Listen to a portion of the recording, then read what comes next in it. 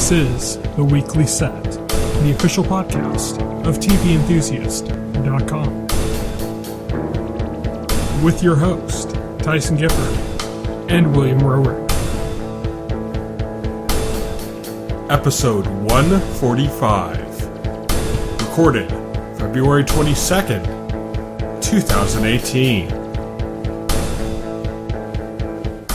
Hello, everybody, and welcome to The Weekly Set, the official podcast of TVEnthusiast.com. My name is Tyson. I am your host for the evening, and joining me today, as always, is my co-host here, William Roerick. Hello. So, today we are going to be talking about The Magicians, as usual. But before that, we're going to go over some shows that have kind of come out during the time in which we were bogged down talking about 3 shows a week on the podcast. So, while that time was going on, a few shows have kind of come up that are somewhat interesting or worth talking about at least. Whether or not they're good is irrelevant. They're worth talking about.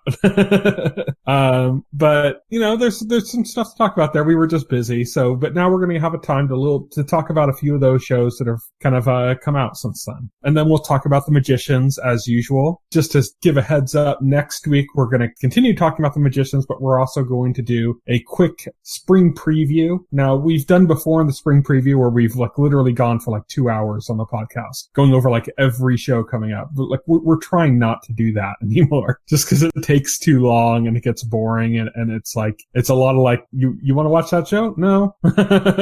So instead we're going to do something a little bit different. We're still trying to kind of iron out exactly what we're going to do, but we're probably just going to pick something like 10 shows or something to mention, and we'll talk about those in either new or returning and what we're interested about, and just kind of narrow it down like that to the real cream of the crop, you know, or if it's just interesting, even if it's not necessarily good. Like we said, if it's worth talking about, we'll bring it up. But for this week, we're going to start things off talking about some of the shows, like I said, that have come up during the time in which we were talking about 3 shows at a time and just didn't have time to talk about anything else. So let's start things off with Altered Carbon, which came to Netflix a couple weeks back, I believe. I believe this might very well be the most expensive show Netflix has. It definitely looks like they spent a lot of money on it. Yeah, visually, it's very high production value.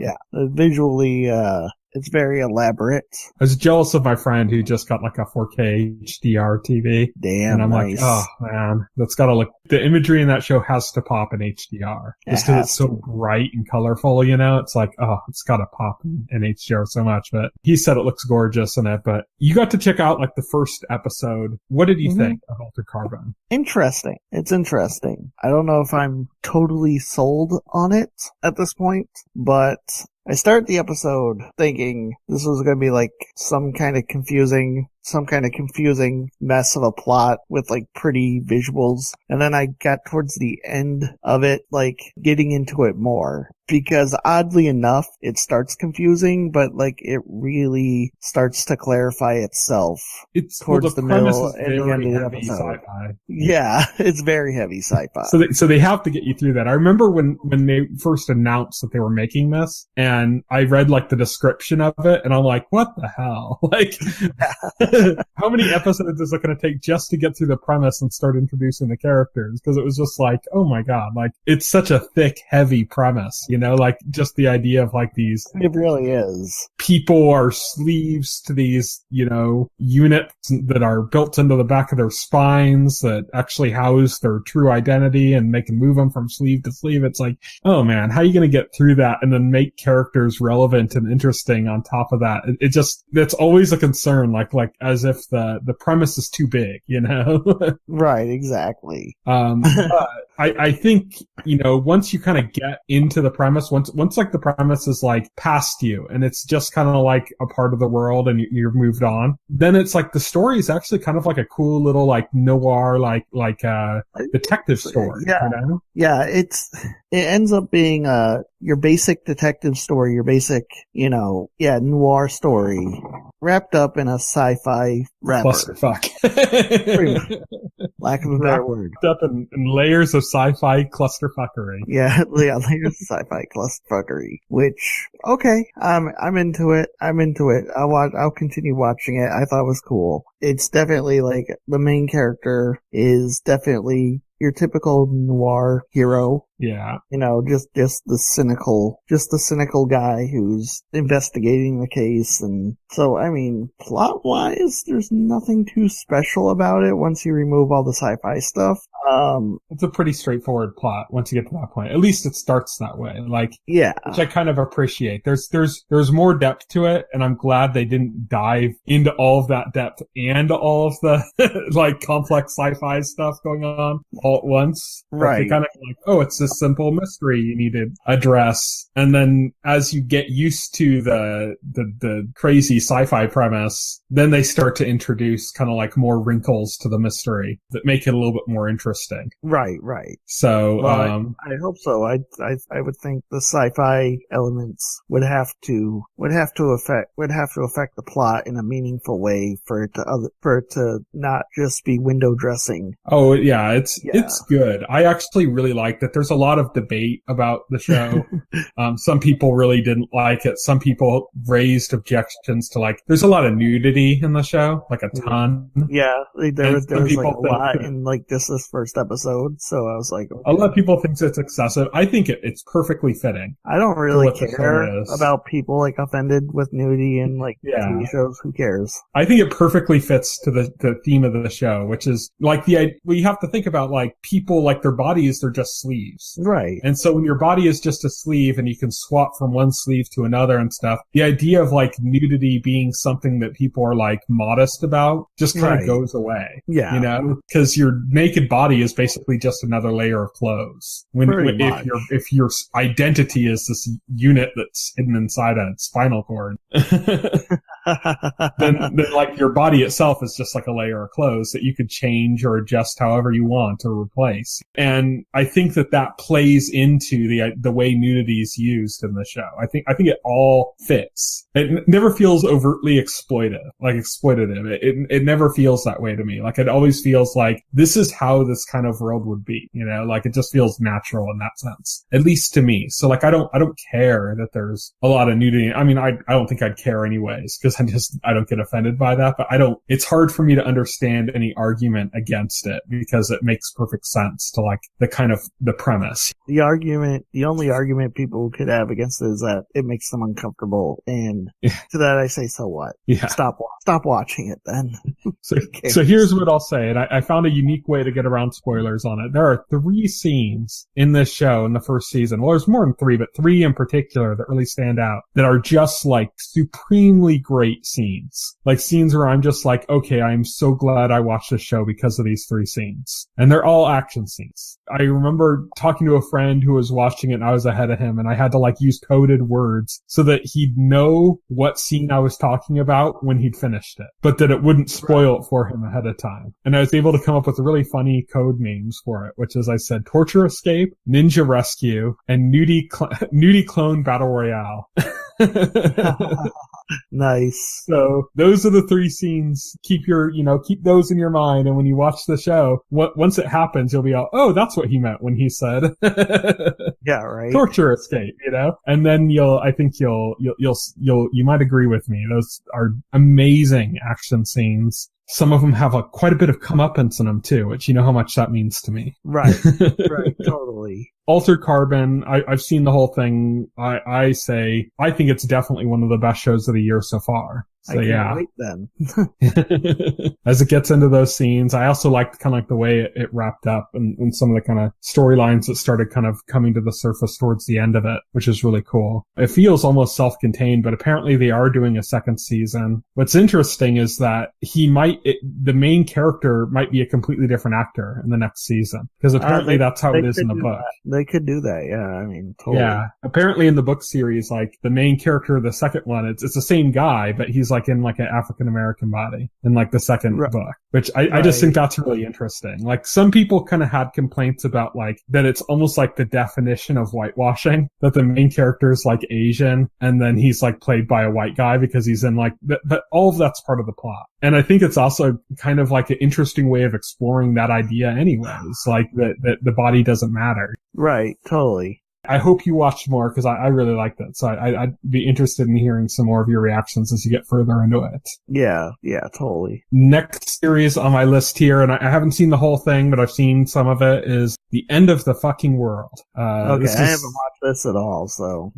It's a British series. It's basically the main character. It's the actor from that Black Mirror episode, Shut Up and Dance. Yep, yeah, I recognized him in the trailer for it. Yeah. So he's like a psychopath. Yeah. He's a psychopath and he wants to kill somebody. He's looking forward to killing somebody. And this girl at his school kind of becomes like a little bit attached to him, like strangely attached to him. And because of that, he's like marks her as the person he wants to kill. But then in order to get like, it's just kind of like funny because it's like he's getting close to her, like so he can like eventually kill her. And it's like they have this like pseudo relationship going on because of that. Where like she just kind of wants this companionship and everything, and he just wants to like kill her. Right, he's just waiting to kill her. Yeah, and it's kind of progressing, and like I haven't finished it, so I don't know like really where it goes completely, but it seems like it's kind of developing in the direction of the idea of like, well, maybe he's going to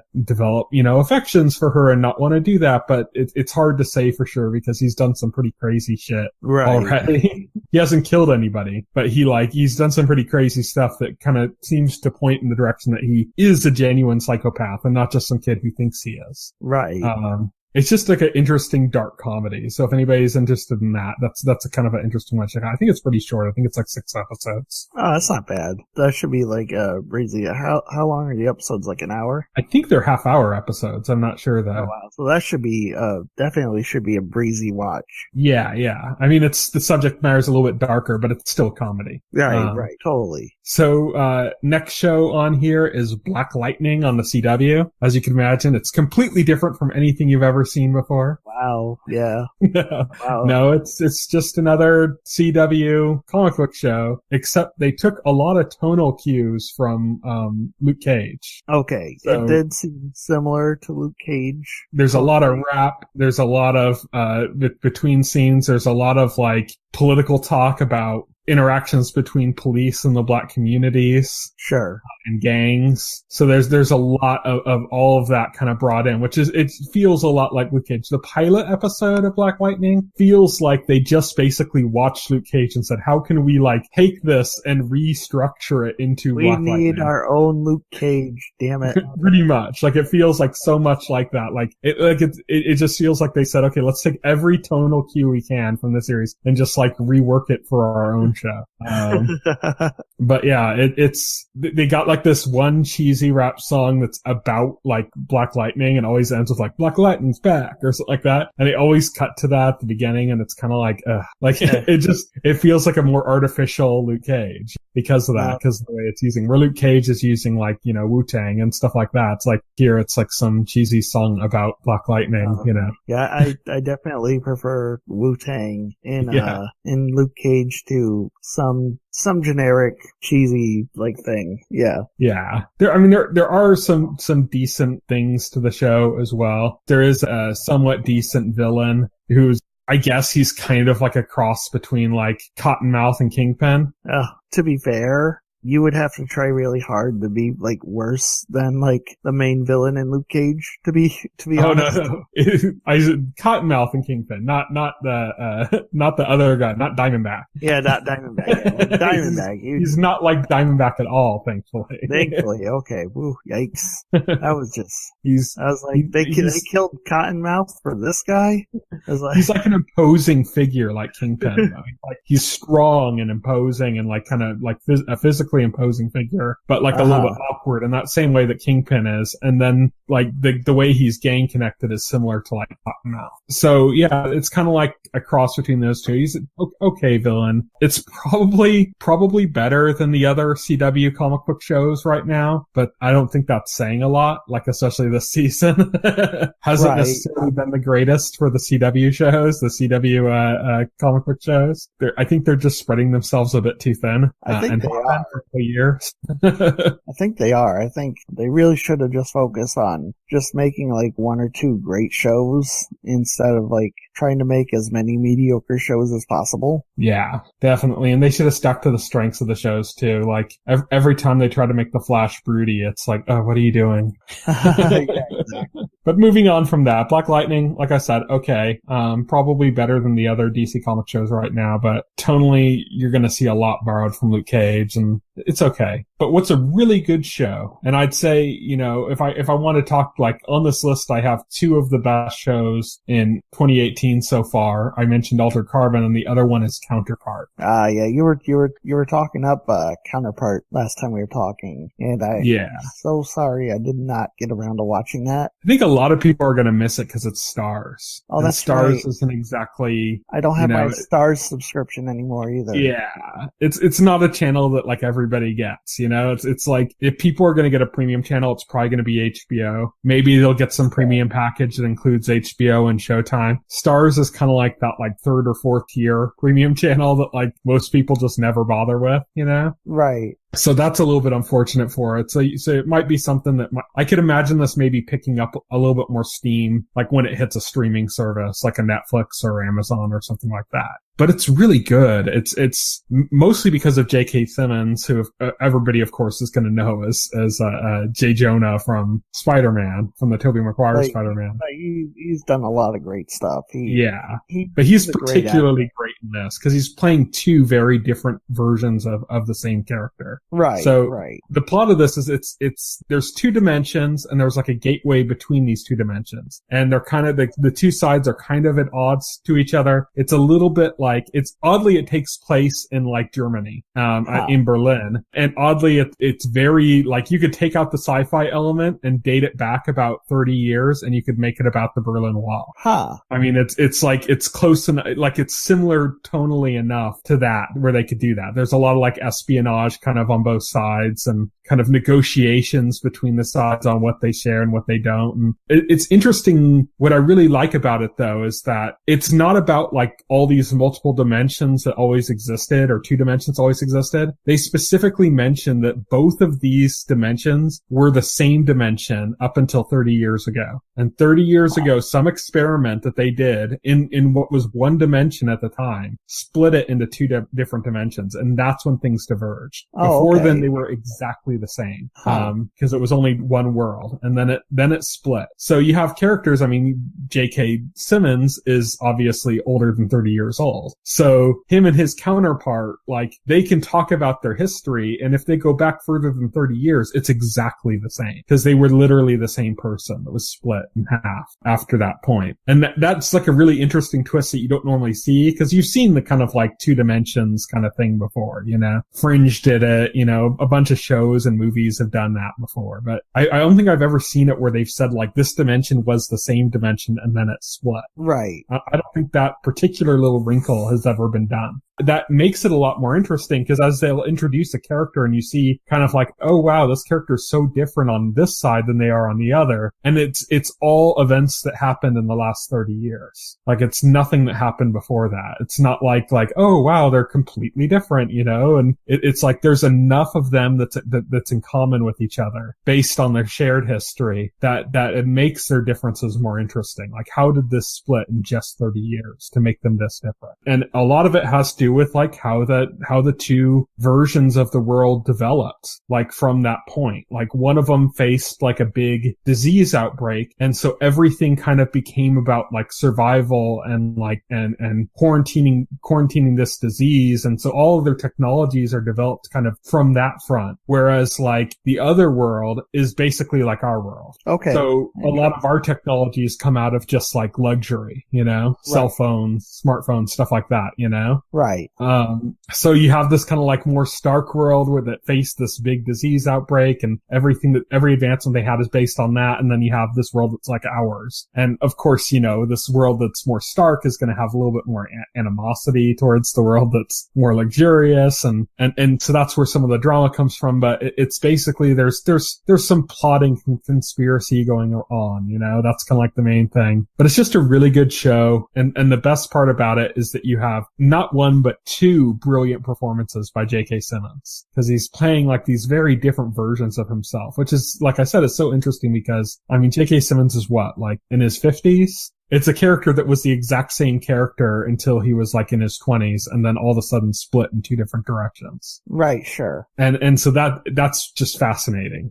These two characters, because they're very different. Like one is very alpha, and the other one is like very kind and very, very, very like, it's so weird to see these two characters. Sounds like an interesting show. Yes. So it's really good. Highly recommend it to anybody who has Stars. And if you don't, maybe just wait till it's over and then get it and watch that and American Gods and Ash vs. Evil Dead and everything else you can on like a free trial. Totally. So, next show up is Let's Get Physical. So there's not a lot to say about this. It's what? Okay. This show, I've heard of this. It's on the channel Pop, which is like a lesser known channel. Well, It's called Let's Get Physical, and it stars the guy who played Beaver in Breaking Bad, one of Jesse's friends. Oh, okay. I know who Beaver is. Yeah. And it's about him, and he's the son of a pioneer in aerobics, and his dad dies, and he goes back to like the will reading, expecting to get like a big inheritance, and he just wants to get it and then get out of there. But his father's put the inheritance up as the prize for an aerobics competition. Oh, so now he has to get back in, and it's very typical. Like it's like those like early 2000s movies you'd get a lot of, like Dodgeball or something. Yeah, sure. It's very much tonally like that, but as a TV series. Okay. So there's like the rival gym that's like very aggressive, and it's just like if you're into that kind of comedy or something, it's nice to have like something that's longer than just like a 2-hour thing where you can just watch like a half hour at a time for a couple weeks. Yeah, that sounds neat. Yeah, it's pretty funny. It's decent, but not much else to say about that other than just that. Now, lastly is Everything Sucks. I've seen a few episodes of this. This is on Netflix. You watched the first episode, including this show.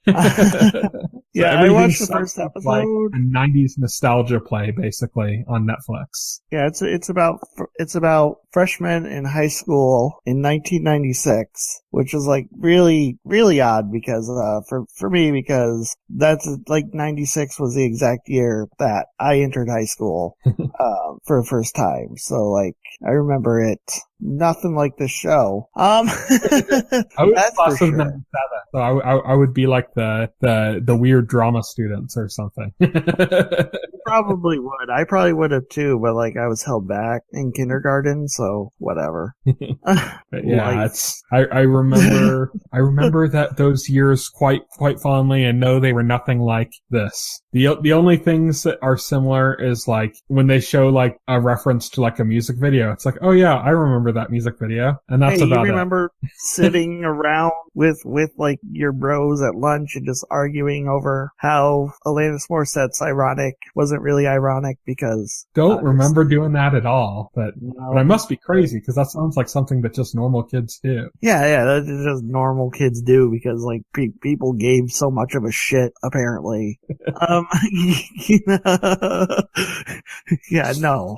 Yeah, this is like, and I think that's like my key problem with this is like the dialogue, like it's so clearly like just going off the first episode. I thought it was an ensemble piece, but so clearly like zeroes in on exactly two characters and fleshes them out and gives them a story, and then like everything else is like waste. Like this kid's like the main character. I'm gonna call him the main character because obviously he is, right? Yeah. So like the main character kid, like his two friends don't get a single line of dialogue that is actually about them or their character or like that like provides depth or insight into like their characters. It's just all fucking references or some shit. They either serve to help develop the main character's plot, or they just make some stupid reference. Yeah, exactly. Or one of his friends is just a complete and utter moron. Yeah. And just says something really stupid that's supposed to be funny, but just makes you kind of cringe instead. Yeah, so they're not real people. Clearly. The drama students are just ridiculous and over the top. Yeah, that was just way over the top. Like, really? Like, no. They were just like over the top. So you have like, so you have this girl and you have the boy, right? And like the basic setup is, the boy has a crush on this girl and they become friends. And the boy, like, ends up thinking, like, oh, things might be going somewhere with this girl, but then it's like, at the end, it's like, oh, surprise, she's a lesbian, but he doesn't know it. And the episode kind of ends with, like, him thinking he has, like, this shot at this girl when we, the audience, know that he doesn't at all in the slightest. There's some other things, like I thought, like, the reveal of like the one girl's like sexuality was like a pretty dramatic like moment. It would have been a perfectly good moment if they didn't like ruin it with like the stupid goofy dad who again is not a real person. He's like 2 steps shy of Mr. Belding. Yeah, he's like Mr. Belding in like fucking Saved by the Bell, right? Okay, and that's fine if you're going for a comedy, but then you go for like a serious dramatic moment like that and you have like fucking Mr. Belding walks in, that really ruins it. They don't get like how like I don't know if the people behind the show like realizes how much that contrasts. That's like playing. That's like find like the most dramatic clip of like some dramatic show, right? And then replace the background music with like the Benny Hill theme song. That's what that was. Congrats. Yeah, it does in many ways. I actually like her character. I think she's probably the one thing that made me kind of want to watch more, because I thought the actress actually did a pretty good job of her level of awkwardness. Right. With how, like what you'd expect of somebody that was already maybe a little bit awkward, but also having to deal with like something like having a different sexuality. Here's the trick, right? They made her a real person. She spent the episode being a human being, like being an actual kid, and not just like walking around spouting like 90s references. Like she didn't just like walk around and just say PlayStation. You remember? They actually made her a human being. What were those T-shirts called that changed color with like heat? Oh God, those high colors or something like that. I can't remember for the life of me. I could just imagine like a character in the show running around and going high color shirts, and then walks off frame. It's like, what? I think the fact that we have like the 2 main characters, especially the young girl, being such good makes it even more frustrating that everybody's written like apparently like robots who only know like pop culture references and nothing else. It is like that. It is like they trained an AI to learn nostalgia, and then like they said, okay, make like a sitcom. Make a sitcom. Because it shows that the writers here are clearly capable of writing good characters, but they like only like bothered to write 2 and then gave up. Yeah. It's I don't know, it's so bizarre. I just can't understand it. It's like and I can't help but like mentally compare this to Stranger Things. Because they're both going to be the nostalgia play. Yeah, they're both the nostalgia play. They both center around young kids in like a nostalgic era, except, with Stranger Things, it's never, good. It's good. All the kids are fleshed out. All the kids are actually normal kids, who when they make a reference, it's organic based on their interests. Like if they bring up Dungeons and Dragons, well, that's because they play Dungeons and Dragons, and that's like what they like to do for fun. It's not because remember Dungeons and Dragons, like it's and they have actual interest and stuff, and they have like actual thoughts and feelings that aren't related to, oh my god, it's the 80s.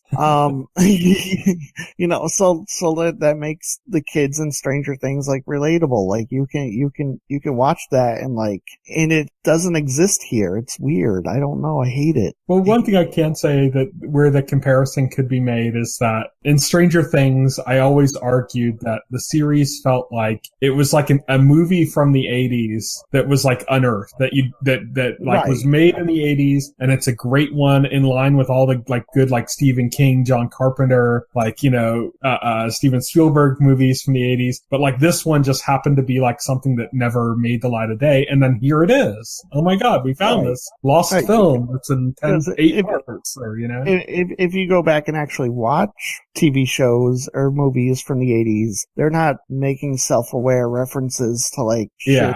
Yeah. But where I could make the connection with Everything Sucks is, like I said, it feels like maybe one of those things would be like Saturday morning, like Kids Incorporated type, you know what I mean? Like those really, really bad pandering shows where everything was like neon colors and the kids. But we're trying to be like dramatic sometimes. Yeah, just really, really bad. I mean, we mentioned Saved by the Bell, but I think even worse. God, where were just Saved by the Bell. At least that was tonally consistent. Yeah. You know, that's another thing that's jarring is like this isn't tonally consistent. Yeah, not at all.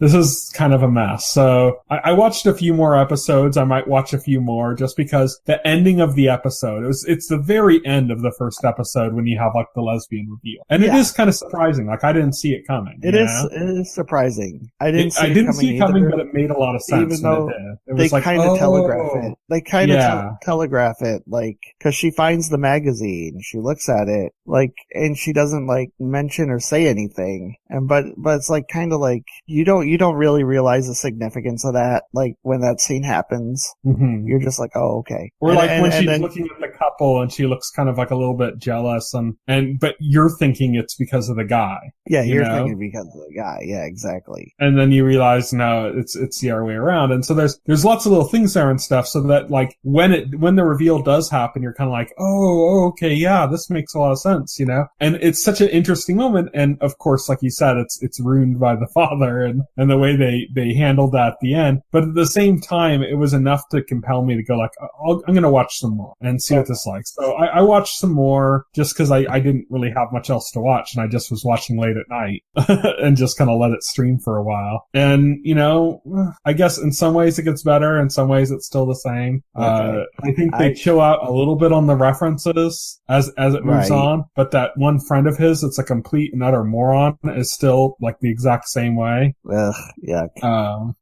The drama kids are still like ridiculous cartoon characters. Oh, really? Like there's certain things that they're not getting past. And then they start making some premise moves that are just like, oh, okay, what the fuck is this? But yeah, it's not a great show. To be fair, I had a hard time getting through this 30 minutes. This was an agonizing 30 minutes for me. 30 minutes of a TV show. You're like, why am I watching this? I should watch more Altered Carbon. Exactly. 30 minutes should not like be anything, but like the first time I attempted watching this, I had to turn it off 10 minutes in, like after like the big goofy thing at the beginning with like the morning TV show mishap or whatever, where it was like goofy shit happens and people are like, ruh-roh, like, and I was just like, oh god, this is so stupid. I can't do this. So here's the message I sent you when I started watching this before you had watched it. And I was only like, I was in the first episode at the time. Like I hadn't even finished the first episode yet. And what I wrote was, I'm going to give it a few episodes just to be sure, but that 90s Netflix show, Everybody Sucks, well, sucks. It is everything we joked it could be if it went wrong. Because last week, or was it last week or was it before then? and we had talked about like how this could go one of two ways. And it seemed to go like we were joking about like how it could go wrong and like how, like making jokes, and that's literally exactly what the show was doing. Sadly, yes. But like not like, you know, from a sense of humor, you know, like literally like it thought it was doing it right, you know? And then so I said it's everything we joked it could be if it went wrong. The name of the high school in town, both, is literally boring. Yeah. Which yeah, I don't know. I guess based on what you're telling me right now, I don't see any motivation for watching more. I wouldn't give it more. Yeah, like, I don't. Like I'll watch some more just because I think it's the kind of show that you watch like while you're doing other things because you don't really care about it. Right. You know what I mean? Like it's the kind of show where it's like, oh, I need to empty the dishwasher. I hate doing it when it's silent, so I'll just put Everything Sucks on. Or like, oh, you know, like I need to write something. So, and I just need some kind of background noise. So I'll put Everybody Sucks or Everything Sucks. Like it's that kind of show. No, thank you. You know, no, thank you. No, I'll stick to my own childhood memories rather than watch this show. Thank you. Yeah, it's not good. I don't recommend it. It's weird to say because I'm saying like, oh, I'll watch some more of it, but at the same time say I don't recommend it. But that's just because I watch a lot. Like, you have to understand how much I watch to get that. You know, I always thought there was like a possibility I'd go into this podcast and like be like, yeah, that first episode sucked, and then you'd be like, yeah, but it gets much better. Just stick with it. And, no, it doesn't. I'll go to Alter Carbon instead. Just stick with Alter Carbon. Okay. Yeah, and if you have a way, Counterpart. You know, those are the two you want to. Those are the two. Really do comedy. Let's get physical. You know, it's pretty funny. Those are okay. So out of everything we talked about so far, those are what you recommend. The End of the Fucking World is good too. Okay.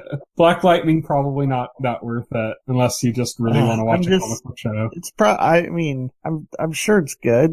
As far as CW shows go, I'm just so burnt out on like those shows. Like they made like don't bother with it. They made 500 of them, and I watched them all. You know they're expanding to 6 nights a week. They're going to do Sundays now. So. Oh, that's right, they are. Yeah. So they keep making DC shows. That's why. Yeah, they're doing that Supernatural spinoff, and then I think they got another DC show in the works. And oh my god, it's just too much on the DC stuff. Yeah, just too much. You know, they better slow down. At least something like iZombie is good because at least it's different. You know, it's DC, but it's like it's kind of distant. It's not in the universe. You know, right? It's not one of their traditional superhero shows. So yeah, it's different. Yeah, and it's not Greg Berlanti either. It's Rob Thomas. He's a better showrunner. He's a better showrunner. Yeah, exactly. Well, that's Everything Sucks, which sucks. Yes. Let's move on to our main topic of our podcast for the next couple weeks moving forward, at least. The Magicians. So, this is the lone survivor of the 3 that we were talking about because it's a longer season than the other ones. But we're going to be talking about The Magicians season 3, episode 7, titled Poached Eggs. Magician's killing it again. This episode again has so many of the things that I love about the Magicians. I love the tonal shifts that the Magicians can do. It's like you were talking about Everything Sucks, how they would like make this goofy thing and it would ruin a moment. Magicians is like the opposite of that. Like it can have the same level of tonal disparity, but it works instead of doesn't. They can like set up a scene as kind of goofy or something and then like show a real dark side to it, you know? Right, exactly. Because the Magicians has a firm grasp on the tone it's going for. Yeah. And is able to easily see that's what happens when you know what tone you want. When you know what you're doing. That's what when you know what you're doing, exactly. So this episode of The Magicians had a few different stories going on. Like there's really basically 3 main stories going on through the course of this episode. Yeah, there's Eliot and Margo trying to defeat the fairies in Fillory. There's Quentin and Penny and Felicia Day's character. I can't remember her name. Felicia, I can't remember her name either. Trying to find that key that went to the underworld. The key that went to the underworld. Yep. And there's Alice and Julia and well, basically Julia transferred her magic to Alice, and it's not going well.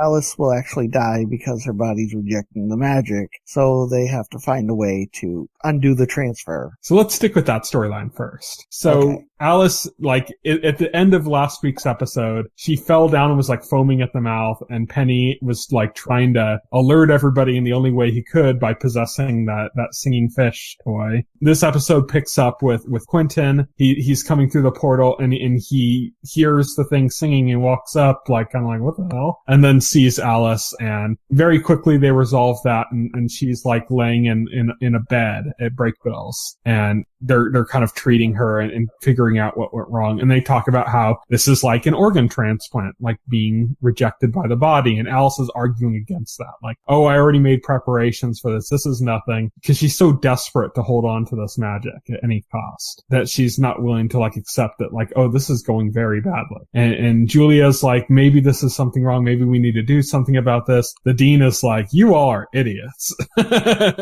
Yeah, pretty much.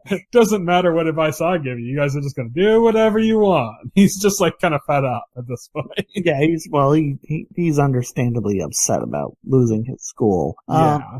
They end up figuring out that they need to transplant the magic back into Julia. They figure this out without Alice, because Alice has kind of gone off on her own way. Julia and the dean are like, okay, well, how do we force a transfer? Because Alice is the only one with magic right now, and she's not going to transfer it back. She's not willing to, even though it's killing her. So how are we going to do this? And the dean says, okay, well, I know somebody. So it's the person that bought the school after magic went out that we've seen before a few times. She has a few stockpiles of magic. She apparently has some magic batteries, but that's not what she offers. Instead, she offers some, like a cocaine-like substance that's like, comes from a magical creature of some sort. We don't know exactly what that is, but like the way they laid it out, it seems like it's something that's going to come into play later on. That right. This is like something bad that they probably shouldn't have used. I'm thinking so. Yeah. They made enough hints in that direction that like, okay, this clearly something's going on with this. Talking about they had the scene where she was like talking about how the magic felt different and off or something, and just there's enough things that it's like, okay, something's off with this. We'll find out later. But in the meantime, Julia was able to do this. Then they tracked down Alice, who is trying to get bit by a vampire, basically, because vampires can hold on to their magic. Magical creatures can hold on to their magic. Right, magical creatures can hold on to their magic. Alice wants to hold on to the magic. She wants to keep it, even though she knows she's gonna die with it. Yeah, Julia stops her from becoming a vampire. Yeah, Alice kind of goes off the rails and lashes out violently towards Julia, hurts her, and it kind of resolves quickly from there, which is just that we see Julia waking up in a hospital bed like Alice had been in earlier. But now, like, you know, Alice is like apologetic, and when Julia wakes up, she sees the electronic figure fetish, whatever you call it, that they used for the spell to transfer the magic from Julia to Alice. And Alice says that she had transferred it back to Julia. What's interesting here is that Julia mentions how she's still seeing Reynard to Alice, and how you know, this is why she just doesn't want this magic at all, that it's not hers, that she doesn't want anything of his. And Alice mentions that when the magic was in her, she could tell it was Julia's. Like she could feel it, like Julia in the magic, and right. saying that it's not really his anymore. Like somehow you've made it yours, and that's why it belongs with you, and why it wouldn't work in her, in Alice. Because it's like, it's Julia's magic. It's so thoroughly Julia that it can't work for anybody else. Right, exactly. So that's why the transfer didn't go well. So that's that storyline. Let's go on to the Quentin Penny adventure. The Quentin Penny adventure. Basically, it's hilarious because like Quentin Penny and Felicia Day, you know, they have to find a way to get into the underworld to get this key. There's a portal. Penny has to go. Mm-hmm. But then Penny says, like, the only portal, I guess the portal to the underworld is through the library, but like a person can't fit through the portal. Apparently they have like a tiny dragon. Yeah, apparently and they use that to send books back and forth. They use that to send books back and forth. And so basically, like, at first Penny is like, yeah, but, you know, person can't fit through that. And then Quentin points out that Penny can possess things like a book, and he can go as a book, which, you know, because Penny doesn't want to do this in the first place. So he's annoyed Quentin found a loophole to his brilliant excuse of not being able to fit. So it's kind of like, okay, fuck it, I'm in. He's like, okay, fuck it, I'm in, right? The thing is, they need to find another traveler. Felicia Day knew a traveler in Fillory who... It's the same traveler we saw in season 1. In season 1, who the Beast had captured and was torturing. Mm-hmm. And Felicia Day's character assumed she was dead. She didn't know that they rescued her in season 1. Quentin points out that they did rescue her, but that he doesn't know where she is because, she ran off immediately afterwards. They find her, and it turns out that she and Felicia Day are not the best of buds. Yeah. Yeah. Felicia Day is like a straight up sociopath in the show. Yeah, she is. She's basically a completely acts on her own interest with like no regard to anybody else. And then when people are upset, she doesn't understand why. Yeah, exactly. She doesn't know. Completely has no understanding why. Well, why are you so angry that I slept with your boyfriend? Yeah, exactly. I'm your friend too. It's like, well, that's what makes it worse. So she doesn't like her at all. So they're like, okay, well, like, how can we get this through? They end up figuring out that, they can maybe talk to this, the person that was running that website, the deaf lady. Yeah, the deaf lady. So here's the thing. This woman hates Felicia Day. Mm-hmm. So she talks to Quentin because, Quentin and Penny saved her. So she doesn't hate them. So she talks to Quentin and Penny. And she basically tells them that, yeah, the deaf woman is who they need to be talking to next. And then Quentin's like, great, because that woman hates him and Penny. Like, well, who doesn't she hate? And then Penny's like, who doesn't he hate? And Penny's Katie. like, well, my Katie. ex-girlfriend. Yeah, Katie. Only Katie is institutionalized because of Penny, basically. Another great tonal shift, because it's like, there's all this comedy and adventure and when this moment happens. And then he says, she really likes Katie. It's like, Quentin's like, where is Katie? Instantly cuts to like, you see Katie institutionalized, miserable looking, and Penny like standing over her having just gone there. And he's just like, fuck. Like, he just hadn't realized. And it's just this quick dark turn that caps off what had been like a really funny scene. It's just a perfect example of how magicians can like shift its tone like on the head of a pin, just like immediately. So then this storyline becomes about, well, how do they get Katie out of lockup, out of being locked up in this mental institution? This actually ends up becoming like a little weird commonplace for Felicia Day and Quentin, because as we know, Quentin had spent a lot of time in mental institutions before he knew he was a magician. Right, exactly. And apparently Felicia Day's character has spent some time there too, because she's kind of well aware of a few tricks and things to do there as well, that goes to Quentin going like, how many times have you done this? Like escaping from an asylum, how many times have you done this? Because she seems to know a little too much in that regard. But the two of them kind of, they hash out a plan, basically exploiting the weaknesses of like a state-run institution, and the idea of like, okay, yeah, we can go in, just say we're psychologists, and they just won't bother checking because their systems are so backed up. Yeah, pretty much. And then Quentin's like, I'll steal a security badge and hand it to Katie, because he's practiced magic, like the, show magic, not the real stuff he can do now, that he's trying to get back now. He practiced that for so long. Of course he's going to know like sleight of hand and stuff like that, So yeah, he'll be able to like pickpocket and take like a security guard's badge. So they do that. Everything seems to be going well. They get to interview Katie. Unfortunately, the psychologist from the facility like basically inserts himself in as like an observer. So they're like, oh, okay. So Quentin ends up slipping the key that allows Katie to see Penny to Katie. So now like Penny can talk to Katie without like, the guy being any the wiser. Right. And they kind of like, they talk about it. He says, Quentin's going to pass you a security badge. We're going to go through this, everything. And so they're trying to kind of play this out with this guy like right by them. And so it's kind of almost like a heist film at this point. Except things go kind of comically wrong, because Quentin tries to pass her the badge, and in passing she drops it on the ground. And she's trying to like find a way to like get it with her foot, and in doing so the one psychologist for the facility notices and is like, oh, somebody dropped their badge. Like, god damn it. Yeah. Yeah, pretty much. So they're kind of like, okay, so how do we figure this out? Penny ends up figuring out the best way to do it and just has Katie scream just to herself so that a guard will come, and then has her holding the Penny's key up. So then that becomes contraband, obviously. It's kind of a smart plan if you think about it. Yeah, smart. Like plays into everything that went before it, it all ties together in a neat way. And that's that. Well, you think like, well, how's Penny going to get her out without like this other set plan? Penny can't interact with anything. Well, the smart plan is that she's holding contraband in the form of this key. So of course the guard, first thing he's going to do when he sees her holding this thing is say, hand it over. And the second he touches it, he's going to be able to see Penny, who inserts himself like right in the guy's face. Right. And so the second he touches the key, he's like, ah!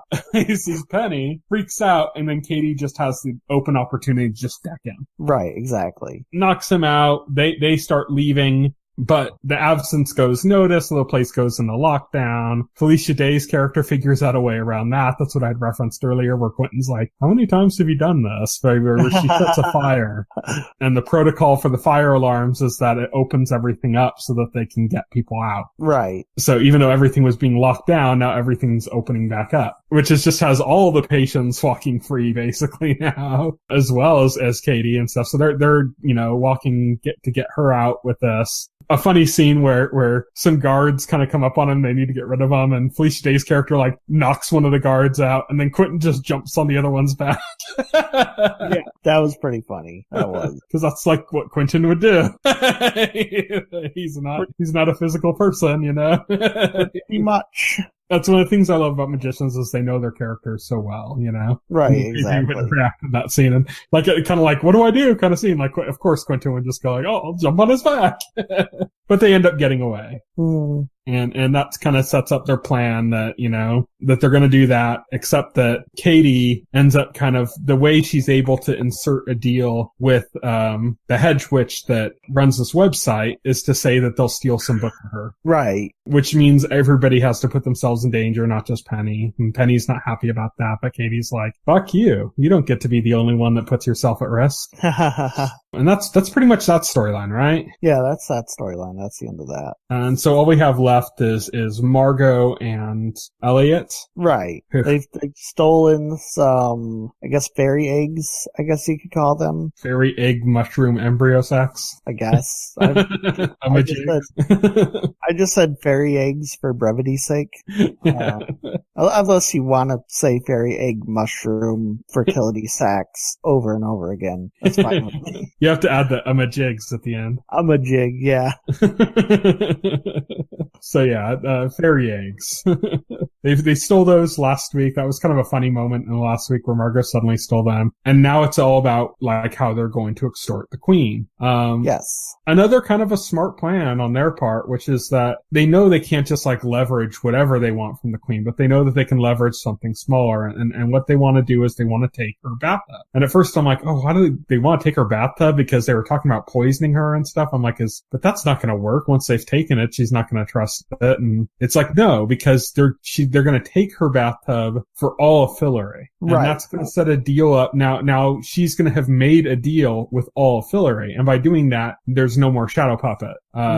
She's out in the open. Everyone's going to be able to see her. So all of her machinations are on display. All of her machinations on display. Now, they have the fairy eggs hidden in the real world, outside of Fillory, where they believe that the fairy queen can't get to them. They believe it. They're pretty secure. But Eliot's daughter and his wife are there. Mm-hmm. His daughter, right? And his daughter is very loyal to the fairy queen, and she finds the eggs, or she finds out about them. And she basically, despite the pleas from her mother to not betray them, she betrays them to the fairy queen, and gives up the eggs, right? Mm-hmm. And this leads to the fairy queen with Eliot's daughter Freya.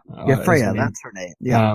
Behind her, both acting smug that they stopped Eliot and Margo's plan because now they know where the eggs are and they're going to be able to stop that, and they have this leverage now. And then the fairy queen turns on Freya. Yeah, like immediately, as like anybody should have been able to guess, except Freya apparently. I gotta say Freya because she's very very shocked and confused. I like that they said like the origin of her name Freya is because the Fairy Queen kept calling her Frail Human. Yeah, Frail Human, yeah. She named you Frail Human. Like, get a clue, right?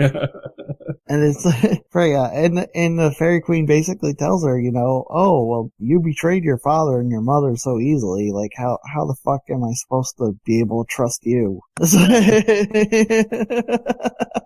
Like, and immediately, so the Fairy Queen turns on her and like is basically threatening to kill the daughter if they don't do it. Margot's like, think of the rest of Fillory, don't. And Eliot's like, I am Elliot's not like, going to be. I have to be a good dad, right? I'm not gonna. Eliot is like, because Eliot is already beating himself up over being like a shitty dad and shitty husband, and so like probably even more so after his like little lifetime experience with Quentin. Yeah, he probably even more so. He's already beating himself up, so he's like, no, I'm not gonna betray my daughter. I'm not gonna, I can't just do that. And then Freya lets slip that she's not actually Eliot's daughter. Yeah, to which the Fairy Queen finally reveals to them that Eliot's daughter actually died in childbirth. Yes, actually died in childbirth. And they had taken the baby away so quickly that, nobody was able to know. Freya's just some random human that Fairy Queen was passing off as Eliot's daughter to have leverage over him and his wife. Mm-hmm. So that kind of ended their leverage. Everybody kind of realized at that point, Margo verbalized it. And they say, okay, well, you're going to just have to make your deal with us now, the deal that we had planned, because you just lost your leverage. Yep. And so they're in a carriage with the Fairy Queen, Eliot and Margo, and they're talking about their plan, and they're going to shake on their plan and make the deal official. And they make the deal official. The Fairy Queen is still smug, and we find out why, and that's because the Fairy Queen takes off and leaves them alone. It's like, yeah, they can all see her now, but that doesn't do anything if she's not there. Right, exactly. That doesn't do anything. And it seems like the entirety of Fillory is upset with Eliot and Margo. Yeah. Everything that they've been doing under the puppet mastery of the Fairy Queen has basically been pissing off everybody in Fillory. Yeah, has been basically pissing off everybody in Fillory, exactly. And it's not what they wanted to do. It's not their own decisions. It's all the Fairy Queen's decisions. It's they were held hostage to it. But nobody in Fillory knows that. And if they had seen the Fairy Queen, then they would have been able to put it together along with their king and queen's words to determine, like, okay, this means, that, this is why everything's been going to hell. We understand it now. But the Fairy Queen departing them, is basically just leaving them to be taken hostage. So the Fairy Queen basically had the carriage drive them straight into the middle of a mob, basically. Right. And the episode ends with Eliot and Margo basically screaming, being pulled out of the carriage. Yes. Which made me immediately want to go and grab the screener and watch next episode. I didn't, but I was really tempted to, because it's like, oh man, what's going on? What's going Did they on? put up the next episode? Because when I watched this, that was the last episode that was up. I don't know. I haven't really used the screener, so I've just been watching it as it airs. But that was like the first time I was like, I need to go and grab that screener. Yeah. There's no more episodes beyond this on the screener. Okay, he'll probably put it up before the episode. As of 2 days ago, so I don't know. Yeah, it'll probably be up on Tuesday or Monday or something. But crazy ending. Yeah, very crazy ending. I gotta see what happens to Eliot and Margo now. It's crazy.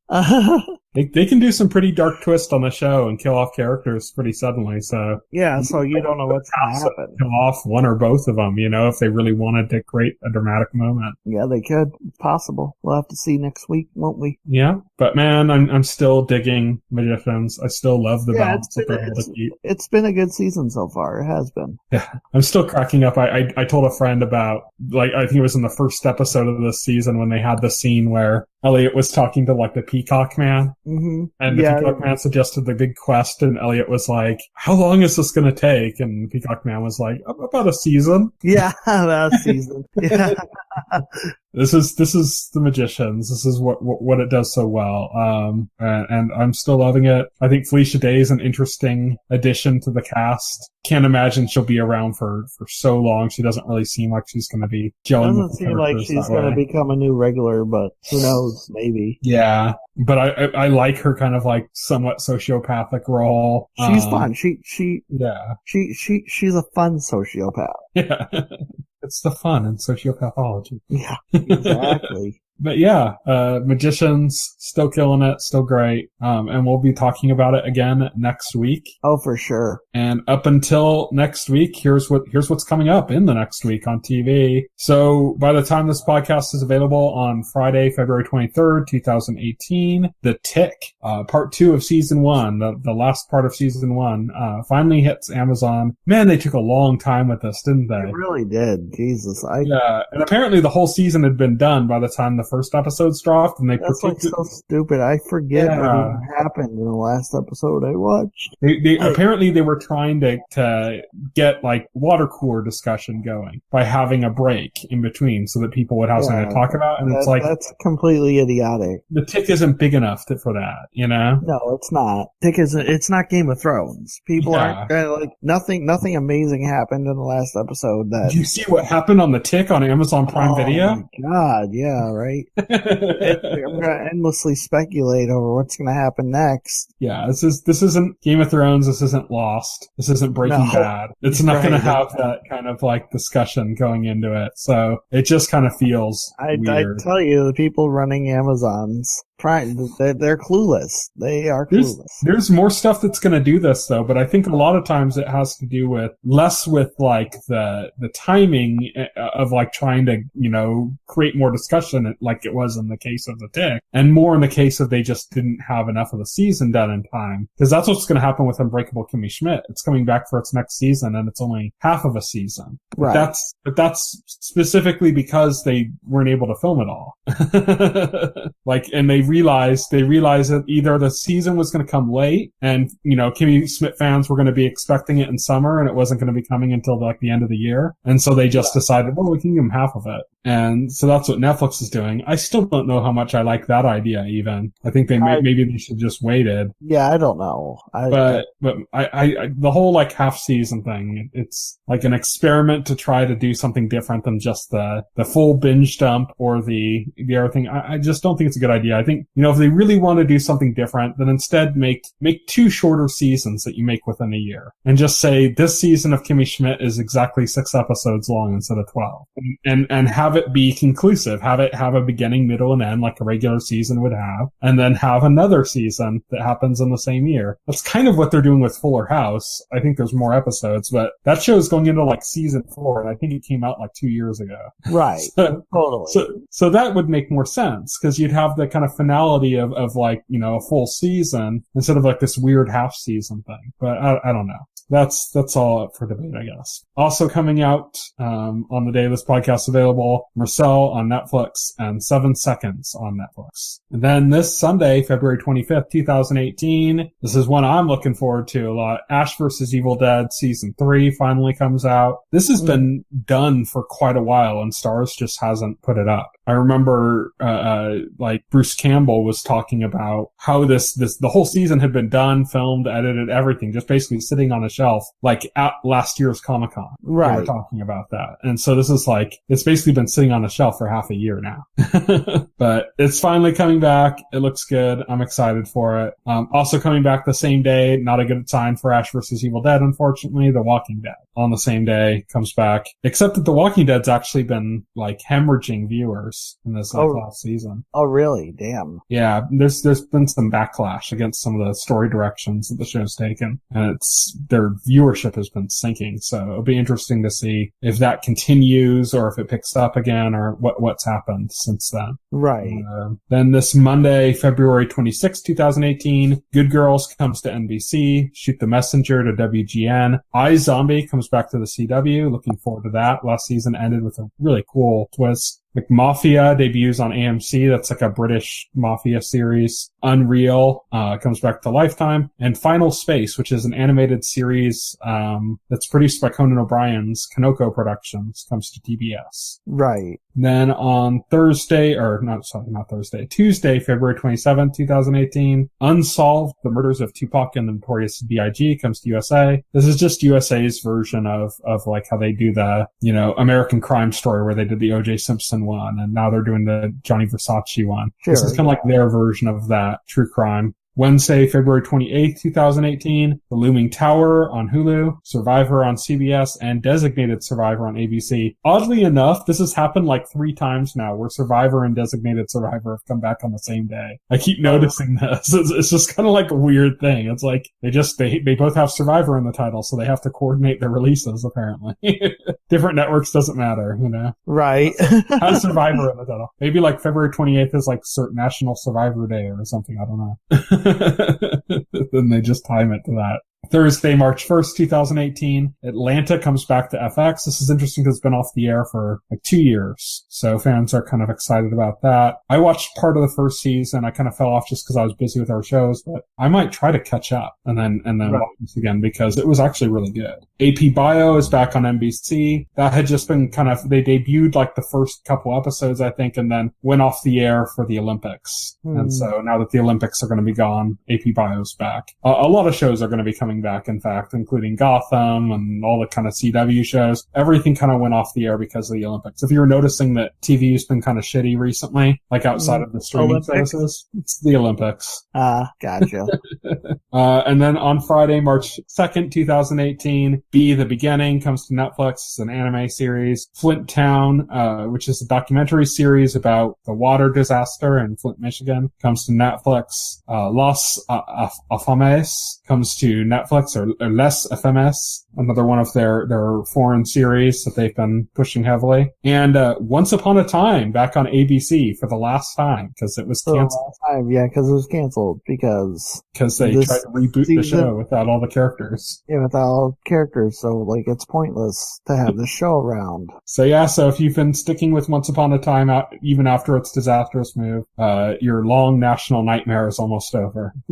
Unless you were enjoying it. If you were enjoying the reboot, I'm sorry. Yeah. Just think of it this way. If it goes off the air, that means ABC has more room to put a different show on. Exactly. I don't know. Maybe they'll put on something better. I mean, it probably won't be another Shonda Rhimes show because she's working for Netflix now. I highly doubt they'll put on something better, but you don't know. We'll see. Who knows? It'll be like the next Lost. It'll just come out of nowhere and blow us all away.